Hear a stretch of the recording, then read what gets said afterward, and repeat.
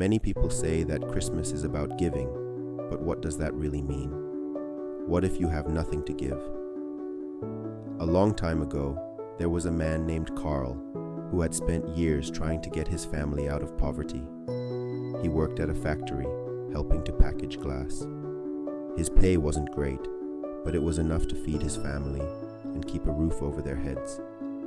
His wife, Marielle, stayed at home with their two daughters, a 10-year-old and an 8-year-old. They were happy and content, but Marielle could see how much Carl worked, day in and day out, and yet they stayed stuck in the same place.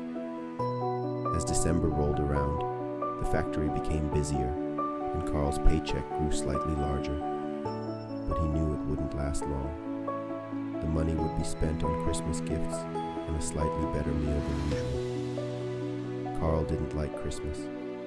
He knew he would work long hours, but it still wouldn't be enough. He hated Christmas Eve, when the family would gather to open gifts. Carl's brother always seemed kind at first, but Carl could see the judgment in his eyes. His brother looked at him like he wasn't worth anything, as if Carl couldn't even take care of his own family. Every year, Carl's daughters got gifts they liked, but never the expensive ones they dreamed of. His oldest daughter had wished for dance shoes and a spot at the local ballet school for 2 years, but it was far too expensive for Carl. Meanwhile, Carl's brother's children always seemed to get the more expensive gifts, and that made Christmas even harder for Carl. Outside of his factory job, Carl dreamed of becoming a photographer. He spent his free time walking through the town, capturing moments with his Polaroid camera. At home, he hung pictures of the village and its people on the wall. He also made his own frames for the photos, working hard, hoping someone would buy. But most people didn't show much interest. Carl felt discouraged, but he never gave up. His discipline was unshakable, even if it meant spending less time with his family. Marielle, however, always supported him. She saw how beautiful his photos were and believed in him. She understood the hard work he put in. "Come by, pictures in hand-carved frames, the perfect Christmas gift," Carl would call out, walking the streets, hoping for a sale. But no luck. It was December 12th, and Carl and Marielle had no money for either the dance shoes or the ballet school. The days passed, and Christmas Eve was getting closer. On December 18th, Carl found himself walking the streets with no hope. He stopped, sighed, and said to himself, "This isn't going to work." As he watched the people rushing by, he thought, "Everyone is so caught up in their own world. How can I get their attention?" Carl turned and began walking home, feeling defeated. But as he walked, he couldn't shake the thought, "Why is everyone so busy with their own lives? How can I make them see me?" He muttered as he entered his house, where the smell of vegetable soup filled the air. Marielle greeted him with a bowl of soup, but she didn't ask about his day. She just looked at him with a sad, caring expression. A single tear slid down Carl's cheek. The next day, December 19th, Carl decided to stay home after work at the factory. When he arrived home, he was met with two daughters who were thrilled to spend time with their father. They went outside and built a big snowman, laughing and playing. They threw snowballs at each other and drank cocoa that Marielle had made. Marielle, busy preparing dinner inside, couldn't help but watch her husband and daughters with joy. It had been so long since she'd seen Carl so happy. The same was true for the girls. On the kitchen counter, Carl's camera sat.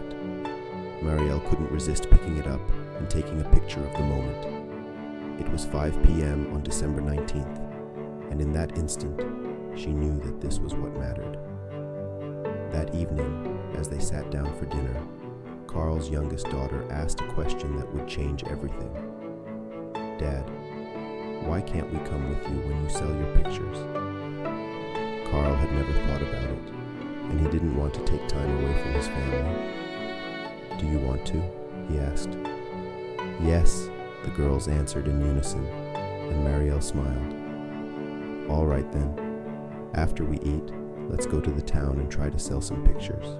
The girls picked out a few pictures they liked, and Marielle chose some as well. They packed them into Carl's bag. When they arrived in the town, Carl didn't care much about selling pictures anymore. He was just happy to be with his family. They laughed and had fun, while the girls shouted, "Come buy a fantastic Christmas gift." Beautiful pictures of our town and the wonderful people. People started noticing them, drawn to their joy. An older man stopped in front of them. "You all look so happy," he said, as if their joy had spread to him. "Can I see some pictures?"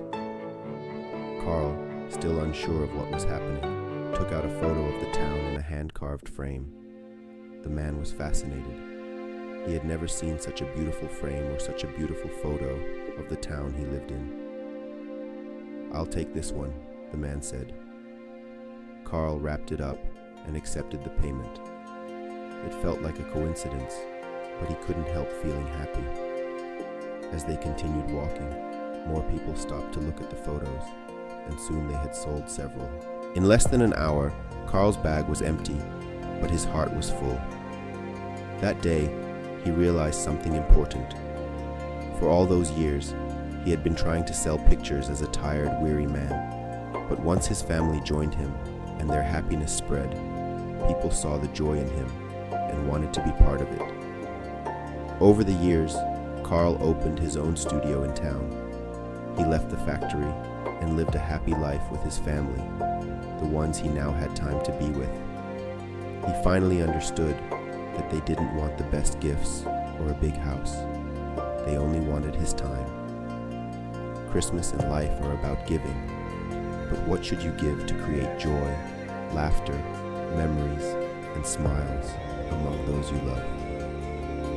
Carl finally understood that the most important thing he could give was his time, because that's what his family truly wanted. When Carl sometimes forgot this and spent entire days in his studio, he would look up from his desk and see the picture of him and his daughters playing outside in the snow. In those moments, he would remember what truly mattered.